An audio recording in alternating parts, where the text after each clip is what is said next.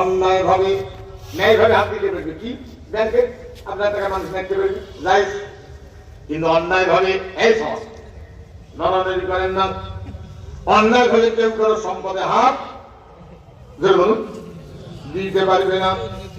মেথর মুসিক কোন বিধবা, কোন হিন্দু মহিলার বিধবা নারী অন্ধ, তার সম্পদ যদি কোন হাজি কোন মৌলবি অবৈধভাবে পকেটে ঢুকায় 1 পয়সা হোক, যদি প্রমাণ হয়ে যায়, আল্লাহর ঘোষণা হলো ওই হাত বলুন যে হাত চুরি করে সেই হাত রাখা যাবে না।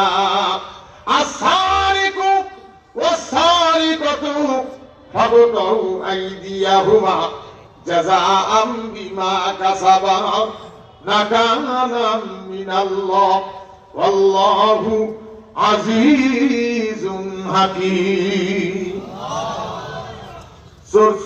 চুরির কি গাড়ি দাও, হাত দাড়ি দাও, এই আইন যদি আজকে থাকতো শুধু কি মুসলমানদের মালে নিরাপত্তা বাড়ত না হিন্দুদের বাড়ত?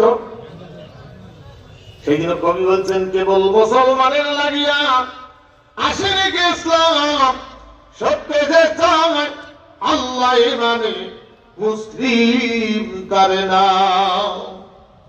সম্মানিত ভাইগণ, এই আইন যদি আজকে থাকতো তাহলে সমস্ত ধর্ম বর্ণ নির্বিশেষে সকলের সম্পদের নিরাপত্তা বাড়ত।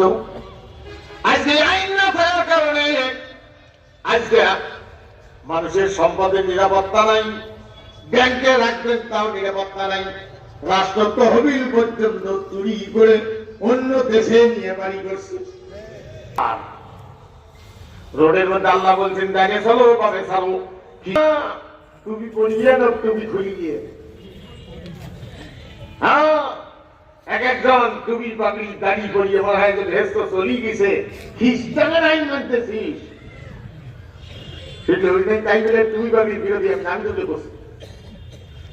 ভাই আমার কোরআনুল কারীমে সূরা মাইদার মধ্যে একটা 3 ধারা আছে, ওয়ামান লাম ইয়াহকুম বিমা আনজালাল্লাহু ফাউলাইকা হুমুল কাফিরুন ومن لم يحكم بما أنزل الله فأولئك هم الظالمون ومن لم يحكم بما أنزل الله فأولئك هم الفاسقون।